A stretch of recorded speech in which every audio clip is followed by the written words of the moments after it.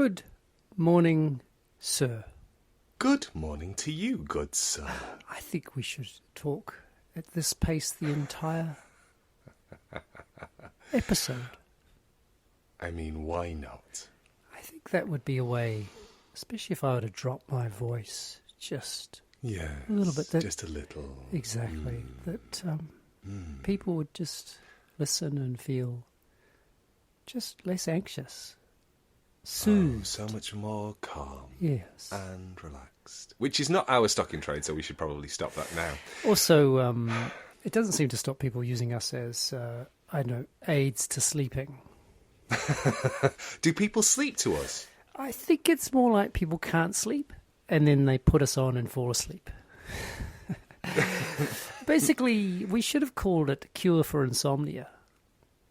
I mean, the prattle is great if that's what it does for people. It's interesting enough to distract you, but not so interesting that it keeps you awake. Yeah. Well, it's not like we're sharing any important information. Like, the high point of my day so far is that I've been repotting plants. Oh, I did that this week too. Oh. Yeah, it was I quite enjoyed it. Oh, I enjoyed it as well. I'm just not sure that people would be particularly interested in hearing. No, but has that ever really stopped us or made us? Have we ever considered that before? No, that's a good point. I don't think we have. But I don't really want to hear about your plant repotting either. Oh, okay. Well, that's rude. It was a little bit rude. I mean, it sort of came out a little bit ruder than I meant it to. No, I think it came out exactly as rude as you meant it. Wow. It's just when you heard it, you realised how rude you were. That was the thing. The thing you caught yourself. You went, "Oh shit!" Thank God I got you to interpret how it is that I think and feel. If I weren't here, I don't know that you would have an interior life at all. I think that's probably true. I need you. I should just keep you live in a call, basically. I'm just going to call you, I don't know, Chat DLM. No, lead LDM. God, I was so close then. You're so close. But I thought what you were going to do is say that I'm just going to call you Jiminy Cricket, and I'd be like, your conscience. Oh, Jiminy Cricket. And then you could pop up on my right shoulder and go. I could. Also, Jiminy Cricket, incredibly well dressed, who doesn't aspire to being a little cricket wearing a tailcoat and a top hat, carrying an umbrella. Weird that, isn't it?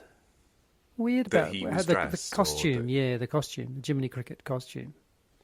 It would be difficult for him to be able to rub his back legs together. I don't think they thought that through. I don't think they did. I'm surprised he didn't talk to his people to complain about his costume. Tell me, K-pop Demon Hunter. I had a message from you this week saying, you have to watch this. And I started. And did you watch it? I've started. I haven't quite had the chance because, well, you'll be terrified to hear this, but I was watching episode 2 of the 9-hour Beatles documentary, and Lil went, oh, I'd like to see that. And so we started again. Hang about. Did she say she would like to watch the Beatles documentary? Yes. No. Or did she say, I was going to say, I can't imagine that Lil said I'd like to watch K-pop Demon Hunters. So I did start watching K-pop Demon Hunter, and I was watching it in Italian with Italian subtitles, so it had been dubbed in Italian. And then the songs come out in English. Yeah, you would need to... The whole purpose is that you need to see the film in... Well, you can watch it in whatever language you want, but you would have to hear the original recordings. Because that's sort of the reason for watching the film, is to understand... It allows you to... It's a musical, isn't it? I mean, it's a musical. It's a musical. Yeah, absolutely. It's a musical where the songs are diegetic, though. So it's not one of those things where suddenly they're singing out of context, because they're a band. Yeah, so it gives them all sorts of license. And also the baddies are also, spoiler, a band. Yeah, a boy band. Yeah, that's the point I've got to, where the boy band is they've just reveled themselves as the Saja, the nemesis. Yeah, they're good. The nemesis. Oh yeah. Yeah. So anyway. I think I might switch to find an English version of it. I think it's probably wise, and just enjoy, or endure. As opposed to make it homework. I personally. Yeah. I mean, you can make it homework if you want, but I see, homework for Italian. Yeah, probably. Yeah, maybe not. But I I turned to Bob at the end and I went, I think this might be the finest film I've ever seen. Did she nod in agreement, or did she just did she roll her eyes? Oh no, Bob had already seen it once and she said, you must sit down and watch this. Because we put it on a couple of weeks ago when it first came out on Netflix. And I did what I always do after work, which is go, what are we going to watch? And she chooses something, and I fell asleep within the first 10 minutes. Right. No clue. And then it got to the end and she said, that was good, wasn't it? And I was like, mm-hmm. And she knows that I was asleep. But then when do you watch the second time? Do you have little moments where you go, oh, I remember this bit when you might have just had fleetingly opened your eyes? Or No, because if I fall asleep, that's me done. Oh, right. No, I have those through. Yeah, gotcha. No. So I will watch it. But I won't watch it between now and the next couple of episodes. But I don't know, not this episode, not the following episode, but definitely the next one. I will have watched it. Okay. Yeah. Okay. Well, we'll just circle back and have a conversation. So I don't want to. You don't want to spoil it for anyone as well. So listeners, if you're listening, listener, if you're listening, you should watch K-pop Demon Hunter, and then by the time we get round to it, we can have a hearty conversation about its pros and cons.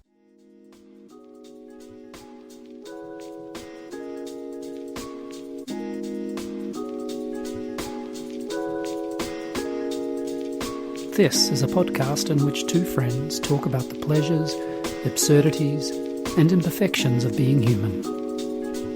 I'm Simon Ellis. And I'm Lee Miller.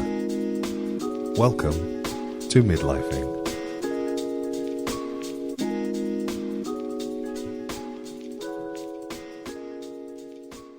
I watched a Coen Brothers film the other day. Well, I'd forgot that it was a Coen Brothers film. God damn, it was good, though.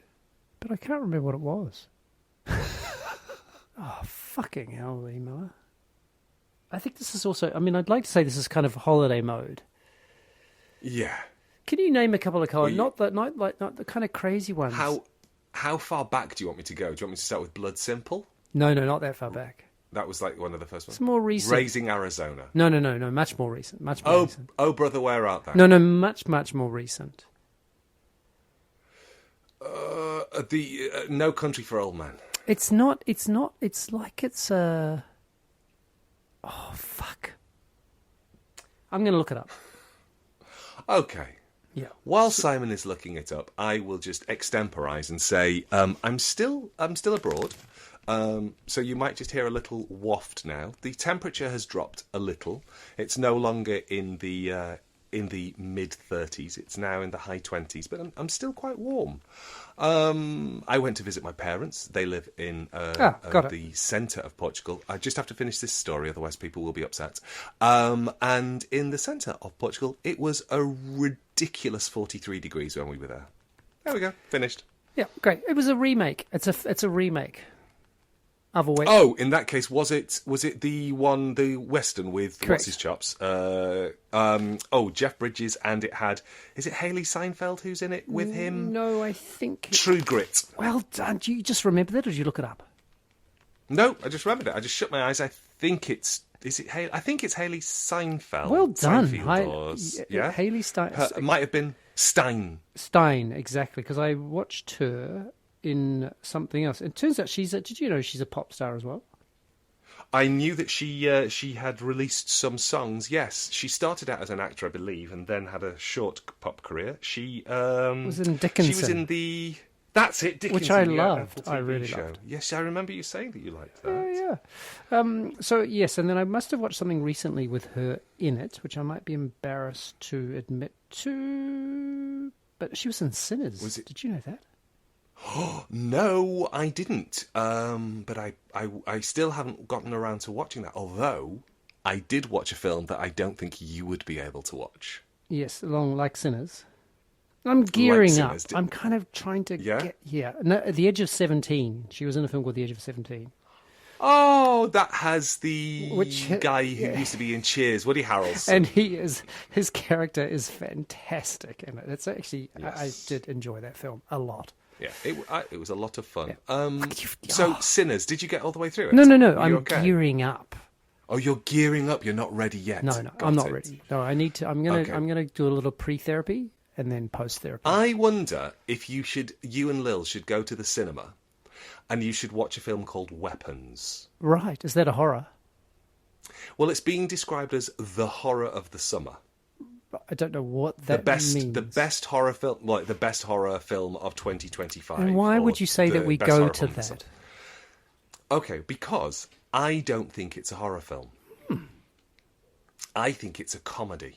Has it got scary moments where you jump out of your skin because something happens in this music? Absolutely. Okay. Oh, absolutely. Yeah, not a chance. But there's a point at which it sort of tips, and the entire audience started to just go, huh.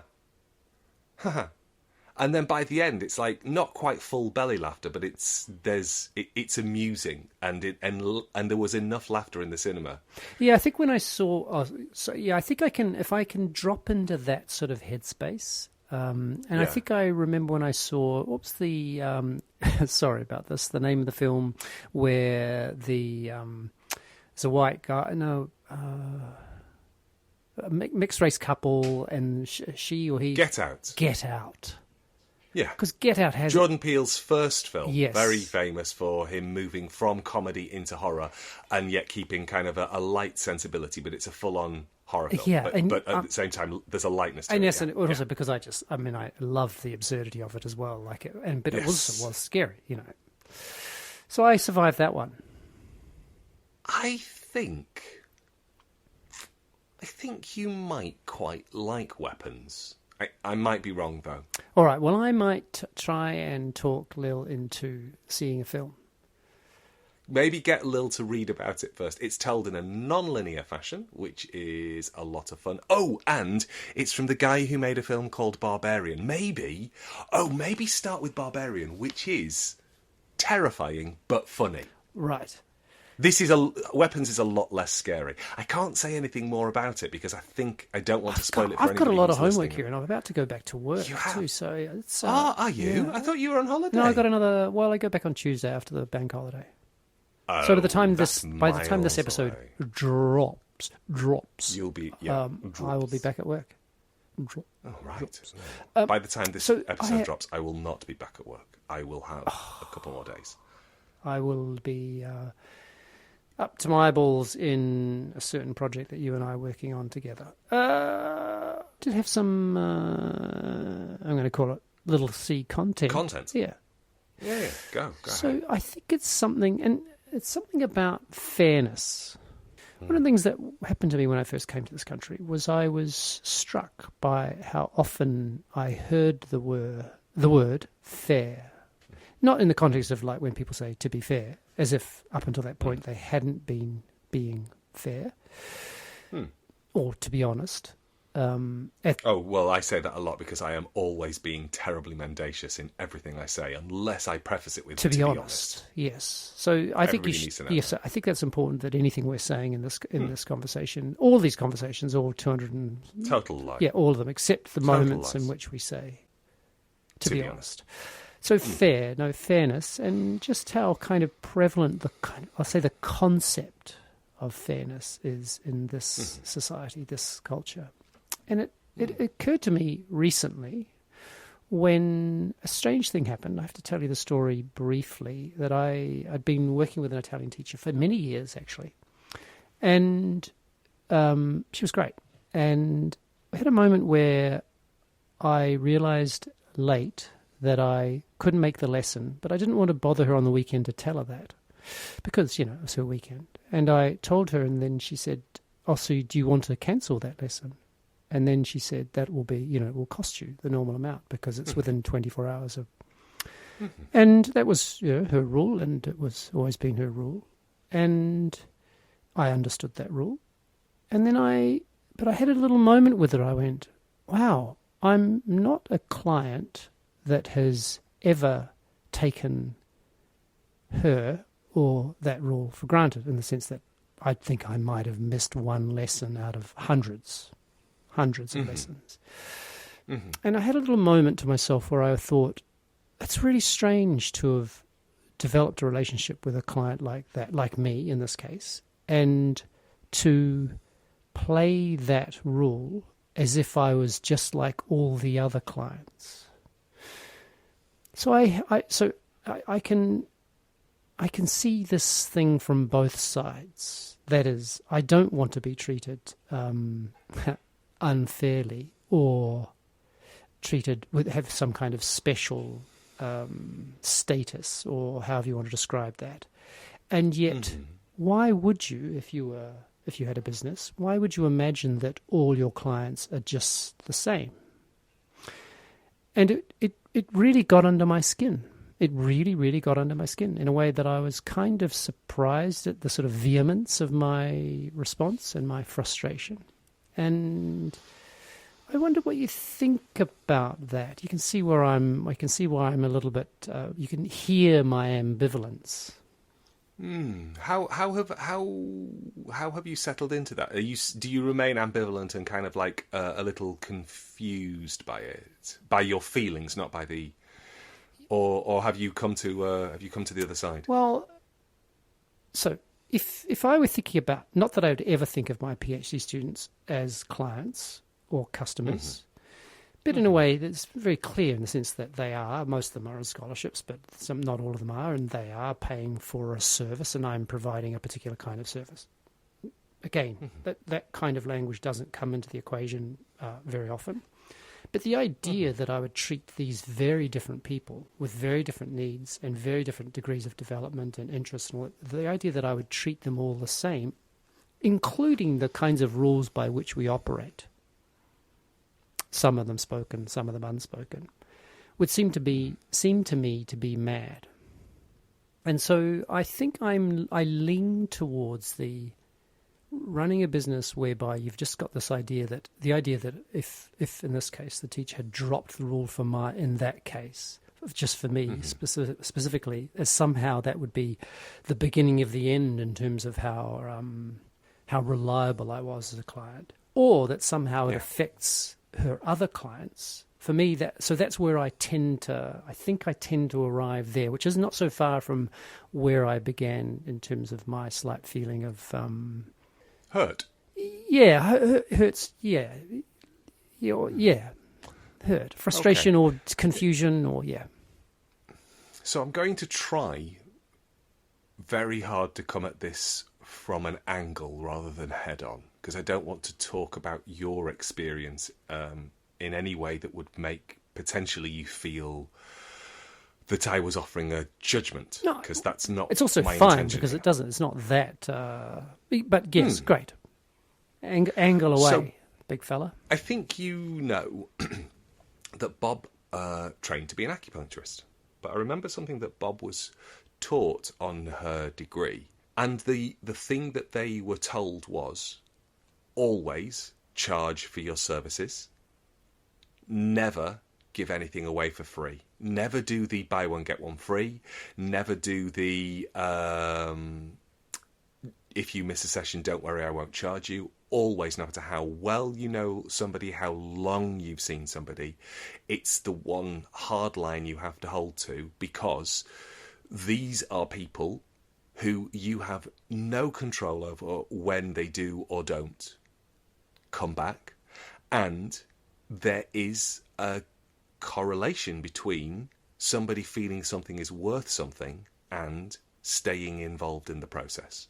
So I can understand, if she's been trained in that school of small business, that the moment that you say, that's okay this time, it opens up a space for you to feel, or for the client to feel, like, actually, I know I've seen them such a lot. It's just this once. Okay, it's just this. And so things start to slide. And when you talk about a PhD student and that sort of the different needs, it's like, yes, I see how you could get to that conclusion, but at the same time, if somebody shows up or doesn't show up, does the work or doesn't do the work, you get paid anyway. It's not that, you know, I used to say this to undergraduates, and I remember a colleague getting quite cross with me. I get paid if you pass or fail. That's on you, not on me. I'll do my best. If you don't show up and you fail, you wasted your money. I still got paid. So I'm fine with that. But let's all do our best to make sure that we get the best out of the situation. Yeah, I wasn't going to... Yeah, I mean, the irony is that she then lost her longest client. Oh, as in you stopped seeing her? Yeah. Oh, as a result of this one thing? Wow. Not just this one thing, just there was a kind of few little things that, but and also I think it's good to sort of change, especially with language teachers, it's good to change them. But yeah, I was a little bit like, I think I've had enough. Did you explain the full situation? Yeah, or did yeah. you just say, yeah, okay, wow.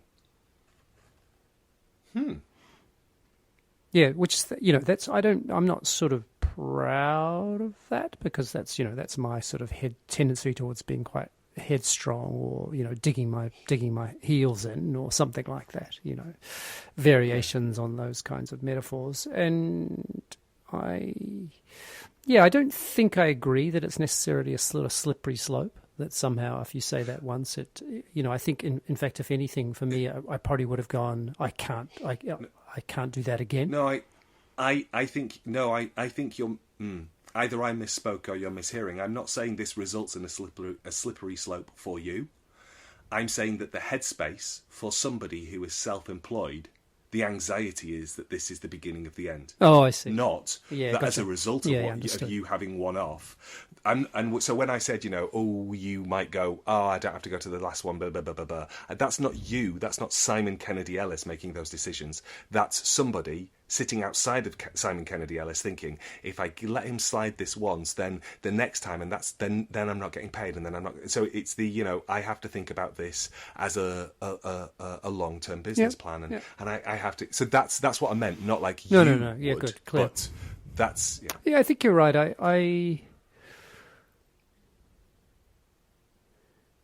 It's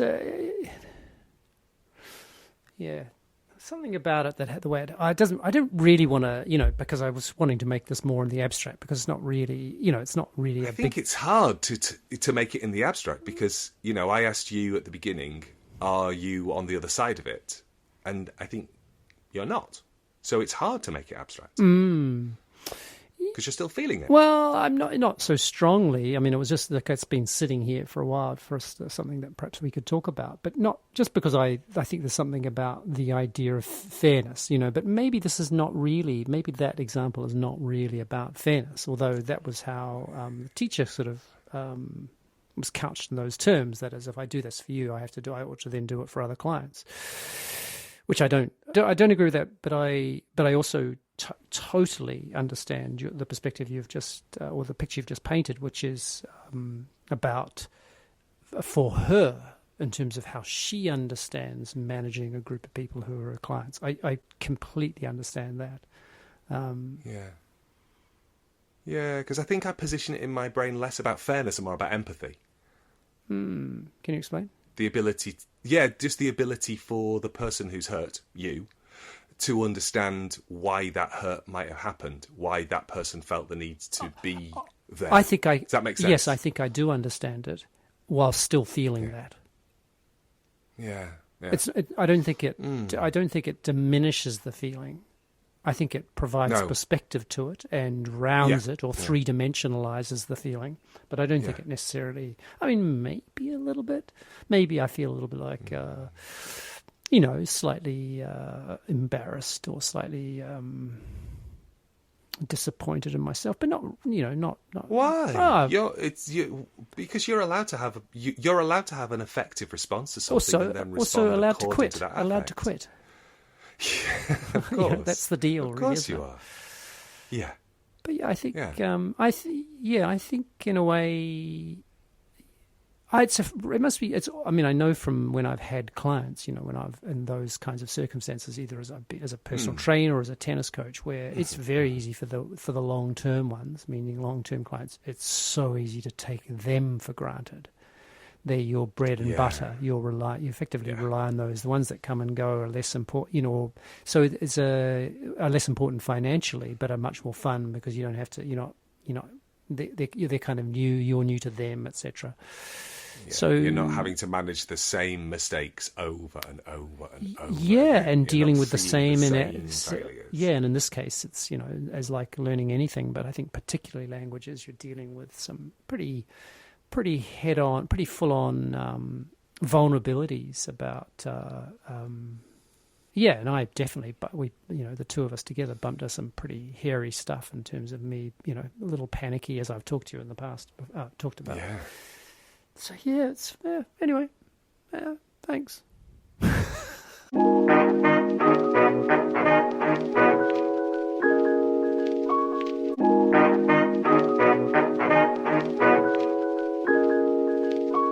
Oh. I don't know. I still. Oh, thank you. No, I just thank you. It's really useful. But I would like to finish by saying, I think perhaps I would have modified my response had I known. I think I was less empathetic than I needed to be in this moment. So I'm sorry that happened and that's how you felt, sweetheart. Yeah. Well, I don't think you were lacking in empathy at all. I thought your response was, that's really useful and really interesting and also important. So, bravo, ragazzo. All right then. Well, yeah. shall we say goodbye? Yeah. See ya. Thanks, mate.